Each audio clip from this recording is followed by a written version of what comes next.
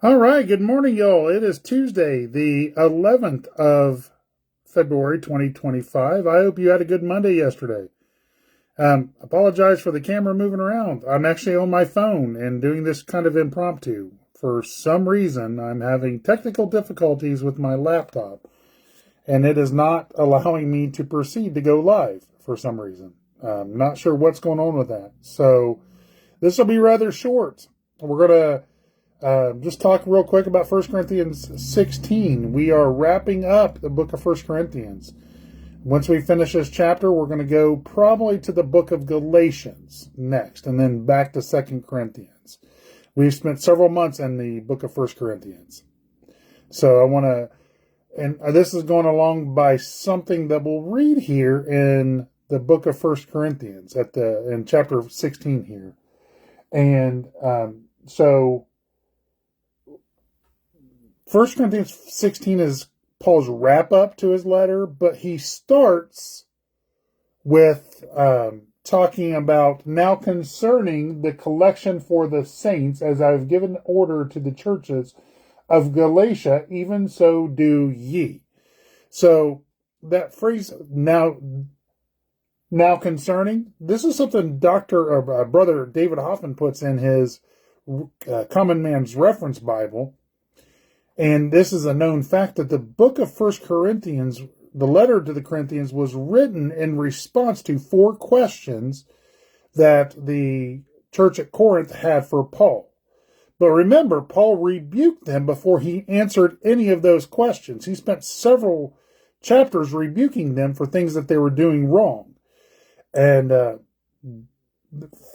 what Brother Hoffman notes in his notes, and Dr. Ruckman does. And Dr. Ruckman and Brother Hoffman are two guys I go to for a lot of material. When I'm doing studies and Bible studies and devotionals and things, I go to them for a lot of material because they have a lot of good information.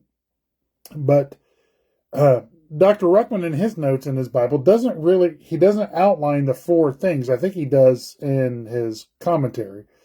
But Brother Hoffman outlines the 4 things that they ask Paul about. And the 4th and final thing they ask him about is the collection of offerings. So that's something we are going to break down over the next couple of days. We're going to look at offerings, tithes and offerings. Are we still to tithe? Yes, I believe we still are. We should still tithe. And anything abundance should go to offerings, which would be supporting local ministries or foreign ministries or national ministries, national works of things or groups or people that are going out and sharing the gospel. So that's what Paul addresses in the first part of 1 Corinthians.